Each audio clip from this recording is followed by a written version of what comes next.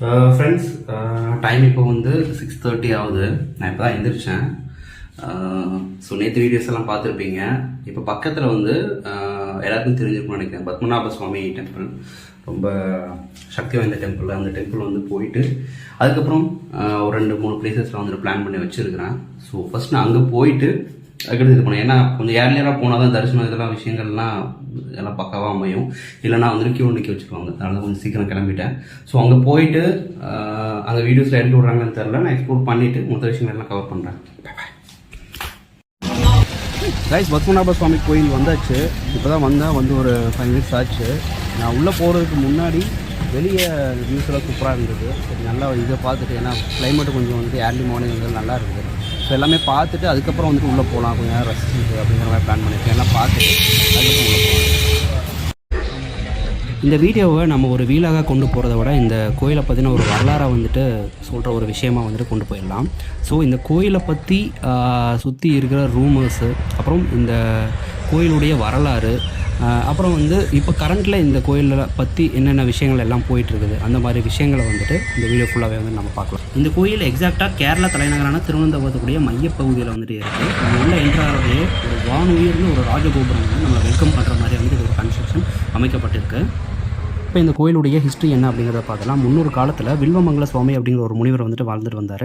So அவருடைய நந்தவனத்தில் வந்துட்டு ஒரு சின்ன பையன் வந்துட்டு பக்கத்தில் விளையாடிட்டு இருந்தார். இவர் போய் பார்க்குறப்ப வந்துட்டு அந்த பையன்ட்ட வந்துட்டு பேச்சு கொடுக்குறாரு. பேசுகிறப்ப வந்து அந்த பையன் சொல்கிறார், எனக்கு யாருமே இல்லை சுவாமி அப்படின்னு சொல்கிறாரு. அப்போ வந்து இவர் என்ன சொல்கிறாரு, சரி ஓகே நான் ஒன்று அடாப்ட் பண்ணிக்கிறேன் அப்படின்னு சொல்லிட்டு வந்துட்டு இவர் வந்து தன்னுடைய வீட்டுக்கு கொண்டு போயிடுறாரு. கூட்டிகிட்டு போகிறப்ப வந்துட்டு அவர் என்ன சொல்கிறாருன்னா, அந்த குழந்தை என்ன சொல்கிறதுனா, நான் உங்கள் கூட வரேன், பட் என்ன விஷயம்னா வந்து நீங்கள் நான் பண்ணுற குறும்புகள் எல்லாத்தையும் வந்துட்டு சகிச்சுக்கணும். ஒரு வேளை நான் பண்ணுற குறும்புகளை சகிக்க முடியாமல் வந்து என்னை ஏதாவது கடுமையாக திட்டினாலோ இல்லை வேறு ஏதாவது வசைப்பாடினாலோ வந்துட்டு நான் உங்கள் கூட இருக்க மாட்டேன், நான் உங்களிருந்து தள்ளி போயிடுவேன் அப்படிங்கிற மாதிரி சொல்கிறாரு. இவரும் சரின்னு சொல்லிட்டு போகிறாரு. அப்புறம் வந்து நாட்கள் போகுது. போக போக இந்த பையனுடைய குறும்பு வந்துட்டு ஜாஸ்தி ஆகிட்டே போயிட்டுருக்கு. முனிவர் வந்து விஷ்ணுவுடைய மிகப்பெரிய பக்தர். அவரை டெய்லி வந்துட்டு பூஜிக்கிறாரு. ஸோ இந்த பையன் வந்து விஷ்ணுவுக்கு வச்சுருந்தா அந்த பூஜை பாலை வந்துட்டு எடுத்து குடிச்சிடுறாரு. இந்த முனிவரும் வந்துட்டு ரொம்ப கோவப்பட்டு அந்த பையனை வந்து தள்ளி விட்டுறாரு. அதுக்கப்புறம் தான் தெரியுது வந்திருக்கிறது வந்துட்டு சாதாரண குழந்தை கிடையாது, அந்த விஷ்ணுவே வந்திருக்காரு. உன்னி கிருஷ்ணன்னு சொல்லுவாங்க இல்லையா, அந்த ஒரு கடவுளே வந்துட்டு குழந்தை ரூபத்தில் வந்திருக்குது. ஸோ அவர் வந்துட்டு என்ன சொல்கிறாருன்னா, சுவாமி உங்களுக்கு பக்தி துறவு மேலெல்லாம் இன்ட்ரெஸ்ட் இருக்குன்னு எனக்கு தெரியும், பட் அதை தாண்டி வந்துட்டு பொறுமை அப்படிங்கிறது வேணும் துறவுற வாழ்க்கைக்கு வந்து. ஸோ அது உங்களுக்கு இருக்கதான் நான் டெஸ்ட் பண்ணேன், உங்களுக்கு அது பொறுமை பத்தலை. ஸோ அதனால் வந்து நான் சொன்ன மாதிரி என்னுடைய நிபந்தனை படி நான் உங்கள்கிட்ட விலகி போகிறேன் அப்படின்னு சொல்லிட்டு வந்துட்டு விலகி போயிடுறாரு. தாண்டி நீங்கள் என்னை மீட் பண்ணணும்னு நினச்சிங்கன்னா அனந்தபுரத்து காடுக்கு வந்துருங்க அப்படிங்கிற மாதிரி சொல்லிட்டு வந்துட்டு அங்கேருந்து மறைஞ்சு போயிடுறாரு. அதுக்கப்புறம் அந்த முனிவர் தன்னுடைய செயல்களை நினச்சி ரொம்ப வருத்தப்படுறாரு. நம்மளால் தானே அந்த விஷ்ணு வந்துட்டு நம்மளை விட்டு போனார், ஸோ அவரை தேடி நம்மளே போகலாம் அப்படின்னு சொல்லிட்டு வந்து எங்கெங்கேயோ போகிறாரு. எங்கேயுமே வந்துட்டு கிடைக்கல. அப்புறம் ஒரு காட்டில் வந்துட்டு போயிட்டு ரொம்ப களைப்பாக இருந்துட்டு ஓய்வு எடுக்கிறாரு. அப்போ ஓய்வு எடுக்கிறப்போ வந்து பக்கத்தில் ஒரு குடிசையில் வந்துட்டு ஒரு கணவன் மனைவி வந்து சண்டை போடுறாங்க. ஸோ அந்த கணவன் வந்துட்டு சொல்கிறாங்க, நீ வந்து என் பேச்சை கேட்கலன்னா உனக்கு ஒன்று அனந்தபுரத்து காடில் வந்துட்டு நான் புதைச்சிருவேன் அனந்த காட்டில் அப்படிங்கிற மாதிரி சொல்கிறாங்க. அப்புறம் உள்ளே போயிட்டு வந்து நாங்கள் விசாரிக்கிறோம் சொல்லி இந்த பக்கத்தில் தான் இருக்கிறாங்க அப்படின்னு சொல்லிட்டு அந்த கணவன் வந்துட்டு சொல்கிறாங்க. சரி ஓகே அப்படின்னு சொல்லிட்டு அந்த ஆளுகிட்ட வந்துட்டு அந்த விஷயங்கள் எல்லாமே கேதர் பண்ணிட்டு அப்புறம் அந்த அனந்தபுரத்து காடுக்கு வந்துட்டு போய் சேர்றாரு. அங்கே போகிறப்ப தான் ஒரு பெரிய ட்விஸ்ட்டே அமைஞ்சிருக்கு. என்ன ட்விஸ்ட்னா, முனிவர் உள்ளே போய் பார்க்குறப்ப வந்துட்டு ஒரு இலுப்பை மரத்துக்கு மேலே வந்துட்டு அனந்தன் அப்படிங்கிற ஒரு பாம்பு மேலே வந்து அவர் வந்து அந்த கடவுள் வந்துட்டு படுத்துருக்கிற மாதிரி பொசிஷனில் பார்க்குறாரு. கடவுளை பார்த்துட்டோமே அப்படின்னு சொல்லிட்டு வந்துட்டு ரொம்ப சிலாகிக்கிறாரு. ஸோ அதுக்கப்புறம் வந்துட்டு கடவுள் வந்துட்டு இவர்கிட்ட கேட்குறாங்க, எனக்கு ரொம்ப பசிக்குது அப்படின்னு சொல்லிட்டு. ஸோ இவர் வந்து என்ன பண்ணுறாருன்னா, பக்கத்தில் இருந்த மாங்காய் மரங்கள்லாம் இருக்கும் இல்லையா, அங்கேருந்து மாங்காயெல்லாம் எடுத்து உப்பெல்லாம் சேர்த்து வந்துட்டு இவருக்கு கொடுக்குறாரு. இந்த விஷயத்தை எப்படியாவது திருவிதாங்கூர் சமஸ்தான மன்னர்கிட்ட சொல்லணும் அப்படின்னு சொல்லிட்டு ரொம்ப சிலாகிச்சு அங்கே போய் வந்துட்டு சொல்கிறாரு. ஸோ அதுக்கப்புறம் வந்து மன்னர் உள்ளே வந்து பார்க்குறப்ப வந்து அந்த கடவுளை வந்துட்டு அங்கே காணும். ஸோ அதுக்கப்புறம் முனிவர்கிட்ட கேட்டுட்டு அவர் எந்த பொசிஷனில் வந்துட்டு அந்த விஷ்ணுவை வந்துட்டு பார்த்தாரோ, அதாவது அந்த பாம்பு மேலே படுத்திருந்த மாதிரி பார்த்தாரோ, அதே பொசிஷனில் வந்து ஒரு சிலை நம்ம இங்கே பண்ணி வச்சு இதுக்கு ஒரு கோயில் கட்டணும் அப்படின்னு சொல்லிட்டு முடிவு பண்ணி அங்கே கோயில் கட்டி முடிக்கிறாங்க. கோயில் கட்டுற அந்த அரசுடைய பேர் சேரமான் பெருமான்.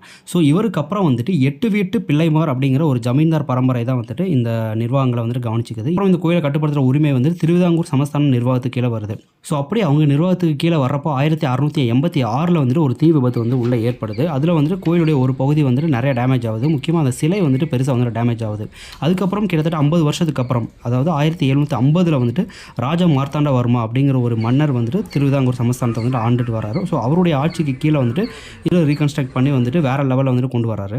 ஸோ அதுக்கப்புறம் இந்த கோயில் சமஸ்தானங்கள் இதனுடைய பொறுப்பு எல்லாமே வந்துட்டு திருவிதாங்கூர் அரச பரம்பரை கிட்ட தான் இருக்குது. இது 1947க்கு அப்புறம், அதாவது இந்தியா சுதந்திரம் வாங்கினதுக்கு அப்புறம் வந்து சர்தார் வல்லபாய் பட்டேல் இருக்கார்ல, அவர் இந்த குட்டி குட்டி சமஸ்தானங்கள் இந்த விஷயங்கள் எல்லாமே வந்துட்டு இந்தியா கூட இணைக்கணும் அப்படிங்கிற ஒரு பணி வந்துட்டு அவர்கிட்ட கொடுக்கப்படுது. ஸோ அவர் வந்துட்டு இந்த சமஸ்தான மன்னர்களை எல்லாருக்கிட்டையுமே வந்துட்டு நேரில் மீட் பண்ணி பேசணும்னு நினைக்கிறாரு. அப்போது சித்திரை திருநாள் மகாராஜா அப்படிங்கிறவர் தான் அப்போதைய திருவிதாங்கூர் சமஸ்தானத்தை வந்துட்டு ஆண்டுட்டு வர. அப்படி அந்த சமஸ்தான மன்னர்கிட்ட பேச்சுவார்த்தை நடத்துகிறப்போ அவர் என்ன சொல்கிறாருன்னா வந்துட்டு இனிஷியலாக வந்துட்டு எனக்கு இதில் உடன்பாடு கிடையாது, நான் இந்தியா கூட இணைய வாய்ப்பு இல்லை, நான் தனியாக என்னுடைய சமஸ்தானத்தை ஆண்டுக்கிறேன் அப்படின்னு சொல்கிறாரு. அப்புறம் அப்படின்னு சொல்லிட்டு பேச்சுவார்த்தை நடத்திட்டு அதுக்கடுத்து அவர் ஒத்துக்கிறாரு. ஆனால் ஒரு நிபந்தனை மட்டும் வைக்கிறார். என்னென்னா வந்துட்டு என்னுடைய சமஸ்தானத்துக்கு கீழே வர்ற என்னுடைய அரண்மனை அண்ட் அரண்மனை கட்டடங்கள், அப்புறம் வந்து முக்கியமாக வந்து இந்த பத்மநாப சுவாமி கோயில் இதனுடைய ஆட்சி பொறுப்பு எல்லாமே வந்துட்டு நிர்வாக பொறுப்பு எல்லாமே வந்துட்டு எங்கள் பரம்பரைக்கு கீழே தான் இருக்கும் அப்படிங்கிற மாதிரி வந்துட்டு ஒரு நிபந்தனை வைக்கிறாரு. அதுக்கு சர்தார் வல்லபாய் பட்டேலும் வந்துட்டு உடன்பட்டு இந்தியா கூட வந்துட்டு திருவிதாங்கூர் சமஸ்தானத்தை வந்துட்டு இணைக்கிறாரு. அதுக்கப்புறம் வந்துட்டு காலங்கள் போகுது. 1991 இந்த சித்திரை திருநாள் மகாராஜா, இந்த மகாராஜா வந்துட்டு இறந்துடுறாரு. இதுக்கப்புறம் 2011 அந்த வாக்கில் வந்து பத்மநாபர் அப்படிங்கிற ஒருத்தர் வந்து கேரளாலேருந்து ஒரு கேஸ் ஒன்று போடுறாரு. அந்த கேஸில் என்ன சொல்கிறாருன்னா, இந்த கோயிலுக்கு கீழே வந்து ஏகப்பட்ட செல்வங்கள் வந்துட்டு மறைஞ்சிருக்கு, அதை எடுத்து பொது வெளியிடையில் வைக்கணும், பொதுமக்களுக்கு வந்துட்டு காட்டணும், பொதுமக்களுக்கு நல்ல காரியங்களுக்கு உதவணும் அப்படிங்கிற மாதிரி வந்து ஒரு கேஸை போடுறாரு. அதுக்கப்புறம் இந்த கேஸை விசாரித்த கோர்ட் வந்துட்டு ஒரு ஆர்டர் வந்துட்டு பாஸ் பண்ணுறாங்க. அந்த ஆர்டர் வந்து என்னென்னா வந்துட்டு 7 பேர் கொண்ட குழு வந்து இந்த கோயிலுக்கு கீழே இருக்கிற அந்த 7 சீக்ரெட் சேம்பர்ஸ், அதாவது 7 ரகசிய அறைகளை வந்துட்டு ஓப்பன் பண்ணி பொது வெளியிடைக்கு வைக்கணும். அங்கே இருக்கிற விஷயங்கள் என்னென்ன விஷயங்கள்லாம் இருக்குது அப்படிங்கிறத வந்துட்டு அரசுக்கு கணக்கீடு காட்டணும் அப்படிங்கிற மாதிரி வந்துட்டு ஜட்ஜ்மெண்ட் கொடுக்குறாங்க. ஸோ அதுக்கப்புறம் இந்த 7 பேர் கொண்ட குழு வந்துட்டு உள்ளே போயிட்டு எல்லா அறைகளையும் வந்துட்டு ஓப்பன் பண்ணுறாங்க. அப்படி அவங்க ஓப்பன் பண்ணுற எல்லா அறைகளுக்குமே வந்துட்டு ஒரு 6 அறைகள் இருக்கு இல்லையா, 6 அறைகளுக்குமே வந்துட்டு ABCDEF அப்படின்னு வந்துட்டு பேர் வைக்கிறாங்க.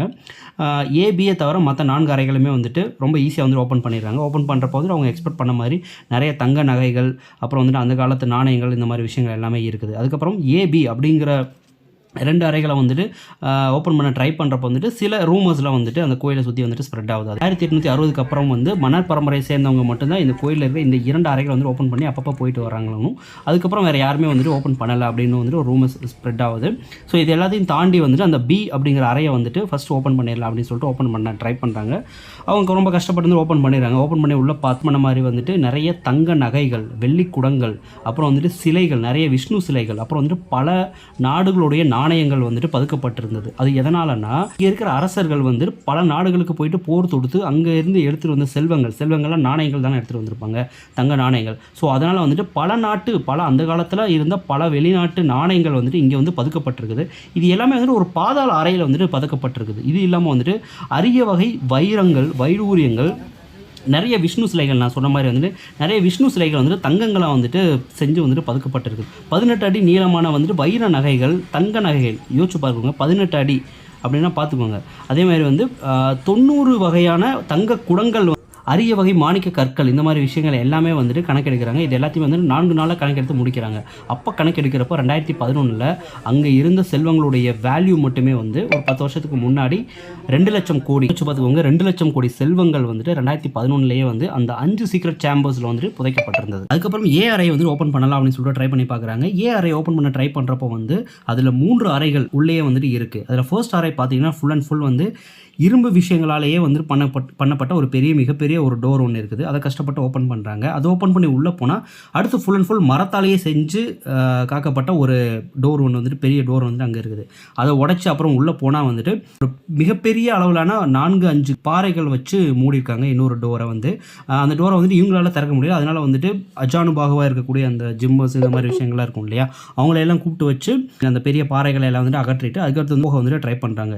இந்த 3 விஷயங்களை ஓப்பன் பண்ணி உள்ளே போனால் ஒரு பாதாள அறை ஒன்று இருக்குது. அந்த பாதாள அறையில் வந்து ஆக்சிஜன் கண்டென்ட் வந்துட்டு ரொம்ப கம்மியாக இருக்குது. ஸோ தீயணைப்பு வீரர்கள்லாம் வர வச்சு ஆக்சிஜன் ஸ்ப்ரே வச்சு அங்கே ஃபுல்லாக ஸ்ப்ரே பண்ண வச்சுட்டு அதுக்கப்புறம் தான் அந்த 7 பேர் கொண்ட குழு வந்துட்டு உள்ளே போகிறாங்க. அப்படி உள்ளே போகிறப்ப வந்துட்டு அங்கே மறுபடியும் ஒரு பெரிய ஒரு டோர் இருக்குது. அந்த டோருடைய 2 சைடும் பார்த்தீங்கன்னா பாம்பு வந்துட்டு படையெடுக்கிற மாதிரி அந்த 2 டோர்லையுமே வந்துட்டு இருக்குது. நடுவில் இருக்கக்கூடிய அந்த சாவி துவாரம் இருக்கு இல்லையா, ஒரு பாம்பு வந்து நம்மளை பார்த்து இருந்தால் எப்படி இருக்கும் அந்த மாதிரி வந்து காவி துவாரங்கள் வந்து அந்த ஷேப்பில் வந்துட்டு வடிவமைக்கப்பட்டிருந்தது. இதை பார்த்து அந்த 7 பேர் கொண்ட குழு வந்துட்டு மிரண்டு போகிறாங்க. இதை எப்படி ஓப்பன் பண்ணுறதுன்னு தெரியல அப்படிங்கிற மாதிரி வந்துட்டு கோர்ட்டில் வந்துட்டு சொல்கிறாங்க. இதுக்கு இடையில வந்துட்டு மறுபடியும் ஒருத்தர் வந்து கேஸ் போடுறாரு. அவருடைய கேஸ் என்னென்னா, இந்த 5 சேம்பர் ஓப்பன் பண்ணதோட 6வது சேம்பரை ஓப்பன் பண்ணி அதில் என்ன விஷயங்கள் இருக்குது அப்படிங்கிறத வந்துட்டு மக்கள் பார்வையில் வைக்கணும் அப்படிங்கிற மாதிரி கேஸ் போடுறாரு.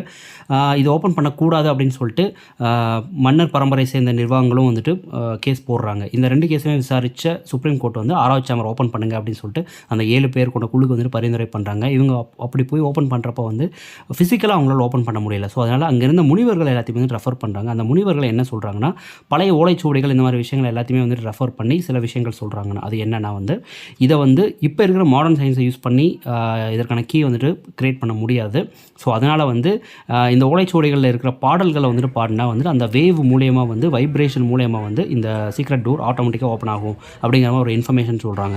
இவங்களும் யாரையோ கூப்பிட்டு வந்துட்டு பாட வைக்கிறாங்க. அப்படி பாட வைக்கிறப்போ அந்த பாட வைக்கிற அந்த நாள் வந்துட்டு இந்த கேஸை போட்ட அந்த 2வது நபர் வந்துட்டு இறக்குறாரு. இதனால் கொந்தளிச்சு போனால் அந்த திருவிதாங்கூர் சமஸ்தானத்தை சுற்றி இருந்த மக்கள் வந்து இந்த விஷயத்தை வந்துட்டு பயங்கரமாக எதிர்க்கிறாங்க. பல இடங்களில் வந்துட்டு போராட்டங்கள் நடக்குது. 6வது சேம்பர் இருக்கு இல்லையா, அதோட சேர்த்து இந்த 5 சேம்பருமே வந்துட்டு சுப்ரீம் கோர்ட் பெர்மனெண்ட்டாக க்ளோஸ் பண்ணுறாங்க. அண்ட் இந்த கோயிலை நிர்வகிக்கிற பொறுமை மன்னர் பரம்பரையே சேரும். இதற்கான ஹெல்ப் செக்யூரிட்டி விஷயங்களை எல்லாமே வந்துட்டு கவர்மெண்ட் பார்த்துக்கும் அப்படின்னு இந்த கேஸை வந்து க்ளோஸ் பண்ணுறாங்க. இப்போவும் இந்த கோயிலுக்கு விசிட் பண்ணி பார்த்தீங்கன்னா ஜி கேட்டகரி செக்யூரிட்டின்னு சொல்லுவாங்க. அந்த 24 மணி நேரம் துப்பாக்கி ஏந்திய காவலர்கள்னு சொல்லுவாங்க இல்லையா, இந்த மாதிரி விஷயங்கள் எல்லாமே பிரைம் மினிஸ்டருக்கும் பிரசிடென்ட்டுக்கும் கொடுக்க வேண்டிய அந்த செக்யூரிட்டி விஷயங்கள் எல்லாம் இந்த கோயிலுக்கு கொடுக்குறாங்க. இந்த கோயில் கிபி 500 கட்டினதாக சொல்கிறாங்க. நான் ஆல்ரெடி மென்ஷன் பண்ண மாதிரி மார்த்தாண்டவர்மா அப்படிங்கிற ஒரு அரசர் இந்த கோயிலுடைய தீ விபத்துக்கு அப்புறம் 1750 வந்து ரீகன்ஸ்ட்ரக்ட் பண்ணி கட்டுறாரு. அப்படி கட்டினதுக்கப்புறம் இங்கே இருக்கிற விஷ்ணுவுக்கு ஃபுல் அண்ட் ஃபுல் தன்னை முழுசாகவே அர்ப்பணிக்கிறாரு. கோயிலுக்கு வந்துட்டு பட்டயம் எழுதி வைக்கிறாரு. தன்னுடைய சொத்துக்கள் எல்லாமே இந்த கோயிலுக்கு தான் சொந்தம் அப்படின்னும் தன்னுடைய உடைவாளை வந்துட்டு இந்த கோயில் இருக்க விஷ்ணுவுக்கு கீழே வந்துட்டு வச்சு வழிபடுறாரு. இவர் இப்படி ஃபுல் அண்ட் ஃபுல் இப்படி மாறுறதுக்கு மெயின் காரணமாக இருந்தவங்க வந்துட்டு நம்பூதிரிகள் அப்படிங்கிறவங்க இங்கே இருந்த உயர் சாதி பிரிவினை சேர்ந்த ஒரு பகுதி மக்கள். இவங்களை தவிர இருந்த மற்ற சாதியினர் ஒரு 18 பிரிவு வந்து இருந்தாங்க. அவங்க எல்லாருமே வந்துட்டு தாழ்ந்த சாதியினர் அப்படின்னு சொல்லிட்டு மன்னரால் முத்திரை குத்தப்படுறாங்க. ஸோ இவங்க மேலே விதிக்கப்பட்ட வரிச்சுமை வந்து ரொம்ப கடுமையாக இருந்தது. எந்த அளவு கடுமையாக இருந்ததுன்னா, இந்த பிரிவினை சேர்ந்த பெண்கள் வந்துட்டு மேலாடை அணியணும்னா அதுக்கு ஒரு வரி, ஆண்கள் வந்துட்டு மீசை வைக்கணும்னா வரி, ஆண்கள் வந்துட்டு முடி வளர்க்கணும்னா வந்துட்டு வரி. இது எல்லாத்தையும் விட கொடுமையாக பெண்கள் தங்களுடைய மார்பகங்களை மறைக்கிற மாதிரி துணியை அணிவிக்கணும்னா அதுக்கு தனியாக வரி. இப்படி இந்த வரிச்சுமை கோயிலில் இருந்த மத குருமார்கள் விருப்பப்படி தான் ஆட்சி நடந்தது. அரசு நிலம் உயர் சாதி பிரிவினை சேர்ந்த மக்களுடைய நிலங்களில் மட்டும்தான் இங்கே இருந்த தாழ்ந்த சாதி பிரிவினை சேர்ந்த மக்கள் வந்துட்டு வேலை செய்யணும். அதற்காக அவங்களுக்கு கொடுக்கப்பட்ட சம்பளம் ரொம்ப குறைவாகவும் இருந்தது. இது எல்லாத்தையும் விட கொடுமையான ஒரு விஷயம் வந்து நான் படித்தேன். அதாவது இந்த பகுதியில் தாளக்குடி கிராமம் அப்படின்னு சேர்ந்த ஒரு கிராமம் இருந்தது. இந்த கிராமத்தில் தாழ்த்தப்பட்ட பிரிவினை சேர்ந்த மக்கள் வந்துட்டு உயர் சாதி மக்களுடைய நிலங்களை வந்துட்டு டெய்லி விழுகணும் அப்படின்னு சொல்லிட்டு வந்துட்டு ஒரு ஒப்பந்தம் இருந்தது. பட் இங்கே இருந்த ஒரு லேடி வந்து ரொம்ப ப்ரெக்னெண்ட்டாக இருந்திருக்காங்க. அவங்களால வந்துட்டு டெய்லி வர முடியல அப்படின்னு சொல்லிட்டு ஒரு நாள் லீவு போட்டிருக்காங்க. அடுத்த நாள் வந்து இவங்க வீட்டில் இருந்து அந்த பொண்ணு வரவழைக்கப்பட்டு ஏற்கலப்பை இருக்கும்ல, அந்த ஏற்கலப்பையில் வந்துட்டு ஒரு பக்கம் மாடு, அப்புறம் இன்னொரு பக்கம் வந்துட்டு இந்த பொண்ணை வந்துட்டு கட்டி வச்சு நிலத்தை வந்துட்டு உழுதுருக்காங்க.